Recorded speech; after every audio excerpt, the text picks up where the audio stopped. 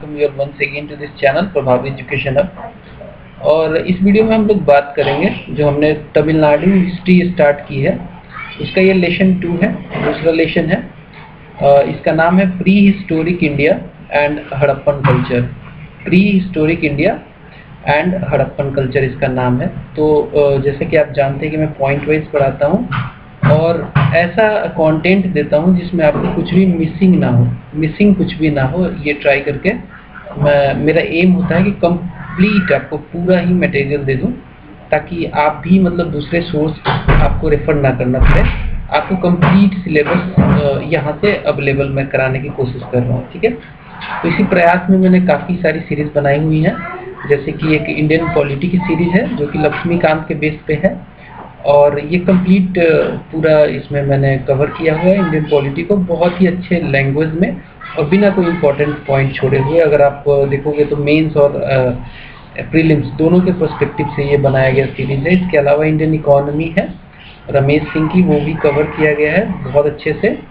इन सब की प्लेलिस्ट आपको मिल जाएगी। साथ में बिपिन चंद्रा की इंडियाज स्ट्रगल फॉर इंडिपेंडेंस भी इस चैनल पे अवेलेबल है।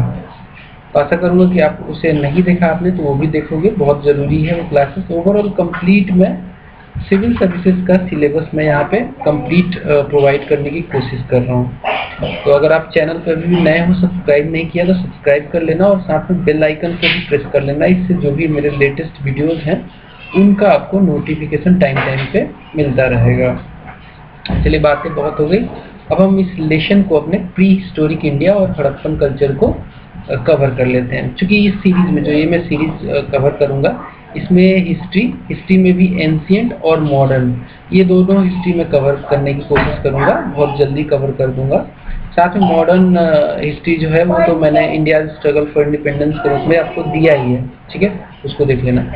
अब देखो, अगर प्री हिस्टोरिक इंडिया की बात की जाए तो उसमें हमने डिवाइड किया है एजेस में। इस पर्टिकुलर पीरियड को हमने एजेस में डिवाइड किया है, जैसे कि ओल्ड स्टोन एज आता है, उसके बाद फिर मेसोलिथिक एज आता है, मैं दिखा देता हूँ आपको, मिडिल स्टोन एज जिसको कहते हैं, इसको हम लोग पैलियोलिथिक भी कहते हैं, पैलियोलिथिक, ठीक है, और इसको हम लोग मेसोलिथिक या फिर मिडिल स्टोन एज कहते हैं। उसके बाद आता है नियोलिथिक एज और लास्ट में आता है मेटल एज। तो 4 एजेस को हम लोग इस पर्टिकुलर वीडियो में पढ़ेंगे। उसके बाद हम लोग हड़प्पन कल्चर को भी पढ़ लेंगे इस वीडियो में, ठीक है। तो चलिए अब हम बात करते हैं ओल्ड स्टोन एज के बारे में। ओल्ड स्टोन एज जो है, जो कि प्री हिस्टोरिक इंडिया का पार्ट है, प्री हिस्टोरिक इंडिया, ठीक है, इसका पार्ट है ओल्ड स्टोन एज, जिसको हम लोग पैलियोलिथिक एज भी कहते हैं।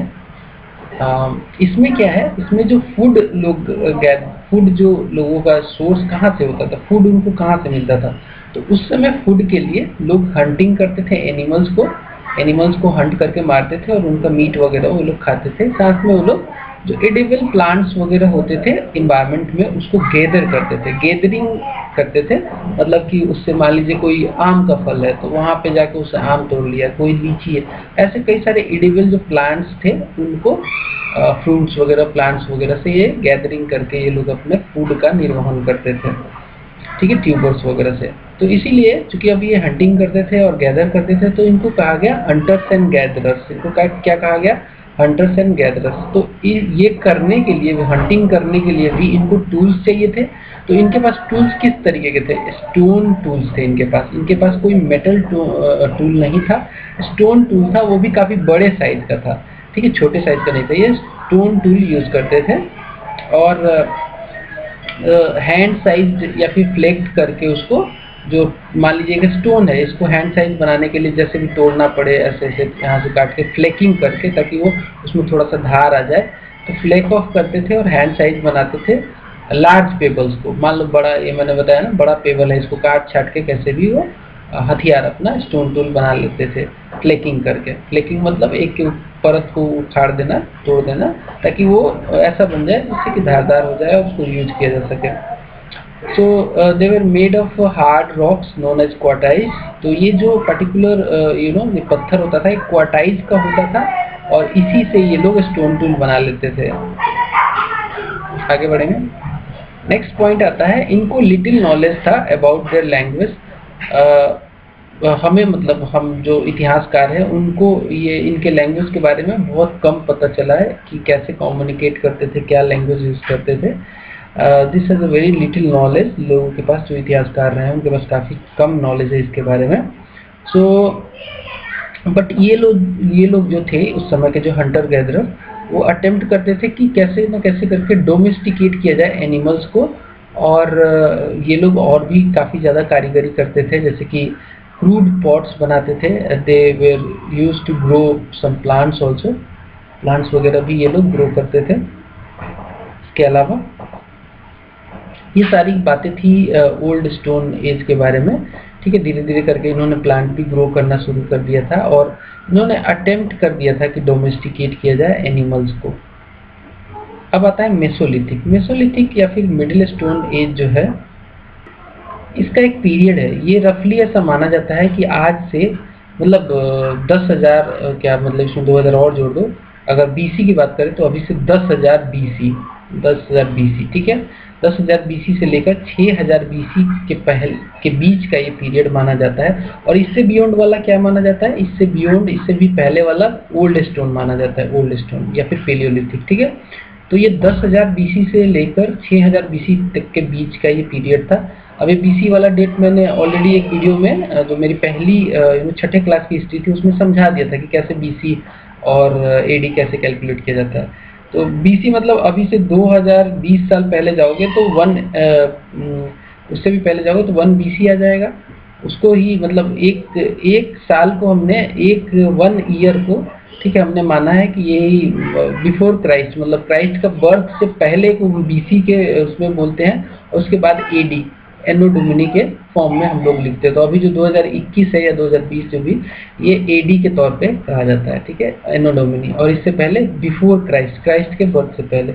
तो ये क्राइस्ट के बर्थ से पहले 10,000 साल पहले से लेकर 6,000 साल पहले तक की ये सभ्यता ये पीरियड था जिसे हम लोग मेसोलिथिक या फिर मिडिल स्टोन एज कहते हैं। अब ये कहाँ पाया गया है, तो साहब ये पाया गया है बहुत जगह भारत में, जैसे कि लालगंज जो है गुजरात में ये पाया गया है। आपसे सीधा सीधा सवाल पूछा जा सकता है। एक तो ये पीरियड आपको पक्का पता होना चाहिए और साथ में ये जगह बहुत इंपॉर्टेंट है, हो सकता है आपके एग्जाम में ये पूछ लिया जाए। लालगंज जो है ये गुजरात में, आदमगढ़ ये है मध्य प्रदेश में, और कुछ साइट्स हमें छिटपुट साइट्स जो है राजस्थान, जिनका नाम यहाँ पे मैंने मेंशन नहीं किया है, बहुत ज़्यादा नहीं है। तो छिटपुट साइट्स जो है राजस्थान, उत्तर प्रदेश और बिहार में। तो ऐसा भी क्वेश्चन आ सकता है कि इनमें से किस किस स्टेट में ये है, तो वहाँ पे आपको राजस्थान ऑप्शन में हो तो आप जरूर लगाना। मल्टीपल ऑप्शंस अगर होंगे तो उत्तर प्रदेश, बिहार भी हो सकता है, गुजरात भी हो सकता है। तो मेसोलिथिक साइट्स यहाँ पाए गए हैं। इसके अलावा भी कई जगह पाए गए हैं, ठीक है। अब देखो पेंटिंग्स और इनग्रेविंग्स जो है इस पर्टिकुलर पीरियड में देखा गया है। इस समय जो लोग रहते थे मिडिल स्टोन एज के लोग, वो लोग पेंटिंग भी करते थे और कहीं ना कहीं वो इनग्रेविंग भी करते थे। इनग्रेविंग मतलब पहाड़ को काट छाट के कैसे भी इनग्रेव करके रॉक शेल्टर बनाना। तो रॉक शेल्टर में पेंटिंग, इनग्रेविंग ये सब देखने को मिला है। और उनका सोशल लाइफ और इकोनॉमिकल जो एक्टिविटीज था वो काफ़ी वाइड स्प्रेड रहा होगा उस समय। वो लोग अगर बात करें किस तरीके के आर्टफैक्ट्स बनाते थे, तो वो लोग टाइनी स्टोन, छोटे छोटे स्टोन के आर्टफैक्ट्स बनाते थे, often not more than 5 centimetre, even 5 centimetre से भी छोटे स्टोन के आर्टफैक्ट्स बनाते थे। बेसिकली बीड्स वगैरह टाइप के छोटे छोटे, ताकि मतलब गहना होना टाइप का ये आर्टफैक्ट बनाते थे, जिसको हमने कहा माइक्रोलिथ्स। अब माइक्रोलिथ्स आपसे पूछा जा सकता है कि क्या होता है, तो माइक्रोलिथ्स कुछ नहीं, बिल्कुल छोटे टाइनी साइज के स्टोन आर्टफैक्ट्स होते थे। टाइनी साइज के स्टोन आर्टफैक्ट्स होते थे, जिनका यूजुअली जो साइज होता था वो 5 सेंटीमीटर से भी कम होता था, ठीक है। आगे बढ़ेंगे, नेक्स्ट पॉइंट देखते हैं। अब देखो हंटिंग गैदरिंग इनका भी प्रोफेशन था, मतलब ये भी अपना फूड कैसे गैदर करते थे, हंटिंग करके और गैदरिंग करके ही इनका भी फूड का रिक्वायरमेंट पूरा होता था। यहाँ पे इस पीरियड में भी ये कंटिन्यूड रहा, जो कि पेलियोलिथिक या फिर ओल्ड स्टोन एज से ही कंटिन्यू आ रहा था। But there was a shift from big animal hunting to small animal hunting and fishing.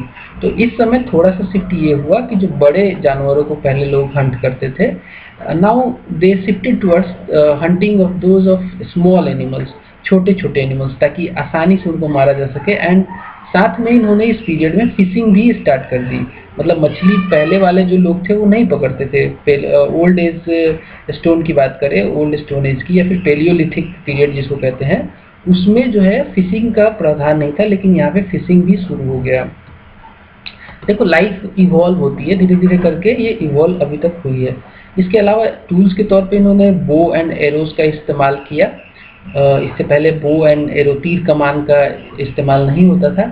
साथ में they started a tendency to settle for longer period. जहाँ भी ये रहते थे, हालांकि ये हंटर गैदरर ही थे, एक जगह को छोड़ के ये चले ही जाते थे, लेकिन इनके अंदर ये टेंडेंसी आ गई थी कि अब ये लॉन्गर पीरियड के लिए स्टे करना चाहते थे। साथ में ये करने के लिए इनको डोमेस्टिकेशन करना शुरू कर दिया इन्होंने एनिमल्स का।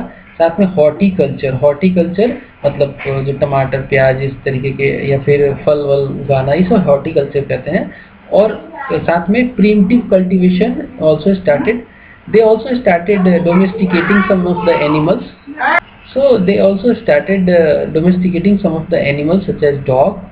कहा जाता है कि पहला जानवर जो मनुष्य ने डोमेस्टिकेट किया वो डॉग ही था, बिकॉज डॉग को डॉग ज़्यादा खतरनाक नहीं होते और बहुत ही अपने मालिक के वफादार होते हैं। तो पहला जानवर जो ह्यूमन ने, आदमी ने, ह्यूमन काइंड ने जो डोमेस्टिकेट किया वो डॉग था। इसके अलावा डियर जैसे कि या फिर सुअर, बोअर जिसको कहते हैं, फिर ऑस्ट्रिच वगैरह भी इन्होंने कहीं ना कहीं पालना शुरू कर दिया। वैसे एनिमल को पालते थे जो खतरनाक ना हो, जिनका दांत का साइज छोटा हो और थोड़े से फ्रेंडली टाइप के हों। इसके अलावा ब्यूरियल्स की बात करें